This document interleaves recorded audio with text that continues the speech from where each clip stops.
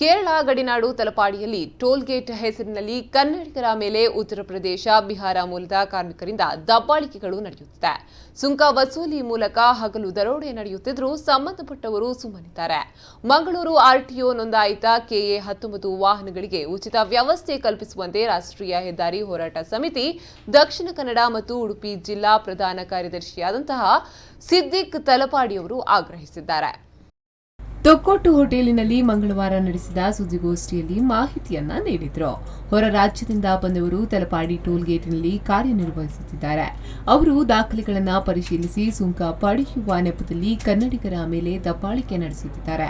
ಒಂದು ವೇಳೆ ಇಲ್ಲಿನ ಜನ ಅವರ ರಾಜ್ಯದಲ್ಲಿ ದಬ್ಬಾಳಿಕೆ ನಡೆಸಿದಲ್ಲಿ ಬಿಡ್ತಿದ್ರಾ ಅನ್ನುವ ಕುರಿತು ಪ್ರಶ್ನೆ ಇದೆ.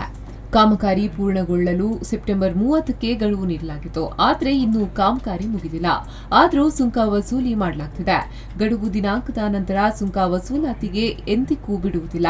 ರಾಷ್ಟ್ರೀಯ ಹೆದ್ದಾರಿ 66ರ ಕಾಮಗಾರಿ ಅಪೂರ್ಣಗೊಂಡಿದ್ದು, ಮೂಲ ನಕಾಶೆ ತಿರುಚಿ ನಿಧಾನಗತಿಯಲ್ಲಿ ನಡೆಯುತ್ತಿರುವ ಯೋಜನೆಯ ವಿರುದ್ಧ ಸೆಪ್ಟೆಂಬರ್ 20ರಂದು ತಲಪಾಡಿಯಿಂದ ಸಾಸ್ತಾನದವರೆಗೆ ರಾಷ್ಟ್ರೀಯ ಹೆದ್ದಾರಿ ಹೋರಾಟ ಸಮಿತಿಯಿಂದ ಶಾಂತಿಯುತ ಪ್ರತಿಭಟನೆ ನಡೆಯಲಿದೆ ಎಂದರು. ಈಗ ನೋಡಿದ್ದೀರಿ ನೀವು ಬರುವಾಗ ತೊಕ್ಕೋಟ್ ಜಂಕ್ಷನ್ ಹಾಗೂ ಪಂಪ್ ಆಯಿಲ್ ಇನ್ನಿತರ ಹಲವಾರು ಕಾಮಗಾರಿ ಆಮಗತಿಯಲ್ಲಿ ಇದ್ರೂ ಕೂಡ ನಾವು ಈಗ ಕೆಲಸ ಸ್ಟಾರ್ಟ್ ಮಾಡಿದ್ದೀವಿ, ನಾವು ಬೇಗ ಮುಗಿಸ್ತೀವಿ ಅಂತ ಹೇಳಿದಲ್ಲದೆ ಯಾವುದೇ ಒಂದು ಸಮಯದ ಗಡುವನ್ನು ಕೂಡ ಕೊಡುವುದಿಲ್ಲ. ಈ ತರ ಇರುವುದರಿಂದ ನಮ್ಮ ಬೇಡಿಕೆ ಈಡೇರುವವರೆಗೂ ಇವರು ಸಂಪೂರ್ಣ ಸುಂಕ ವಸೂಲಿಯನ್ನು ನಿಲ್ಲಿಸಬೇಕು, ಕಾಮಗಾರಿಯನ್ನು ತೀವ್ರಗತಿಯಲ್ಲಿ ಮುಗಿಸಬೇಕು. ಅದಿಲ್ಲ ಅಂತ ಹೇಳಿದ್ರೆ ಉಗ್ರ ಹೋರಾಟಕ್ಕೆ ಅವಿಭಜಿತ ಜಿಲ್ಲೆ ಉಡುಪಿ ಮತ್ತು ದಕ್ಷಿಣ ಕನ್ನಡ ಜಿಲ್ಲೆ ಎಲ್ಲ ಸಂಘಟಕರು, ಸಾಮಾಜಿಕ ಕಾರ್ಯಕರ್ತರು ಎಲ್ಲರೂ ಸೇರಿಕೊಂಡು ಈ ಹೋರಾಟವನ್ನು ನಾವು ಉಗ್ರ ರೀತಿಯಲ್ಲಿ ಮಾಡ್ತೇವೆ ಅಂತ ನಾವು ಈ ಮೂಲಕ ಹೇಳಲಿಕ್ಕೆ ಇಚ್ಛೆಪಡ್ತೀವಿ.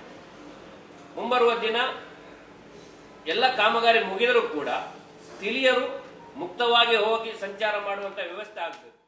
ಸುದ್ದಿಗೋಷ್ಠಿಯಲ್ಲಿ ಕರ್ನಾಟಕ ರಕ್ಷಣಾ ವೇದಿಕೆ ಸ್ವಾಭಿಮಾನಿ ವರ್ಣದ ಮಹಮ್ಮದ್ ಕುಕ್ಕುವಳ್ಳಿ, ಗಡಿನಾಡು ರಕ್ಷಣಾ ವೇದಿಕೆಯ ಉಪಾಧ್ಯಕ್ಷರಾದ ಅರುಣ್ ಭಂಡಾರಿ, ಹುಸೇನ್ ತಲಪಾಡಿ, ಸಂಚಾಲಕ ಶಬೀರ್ ತಲಪಾಡಿ ಉಪಸ್ಥಿತರಿದ್ದರು. Arif Kalkatta, V4 News 24/7 Ullal.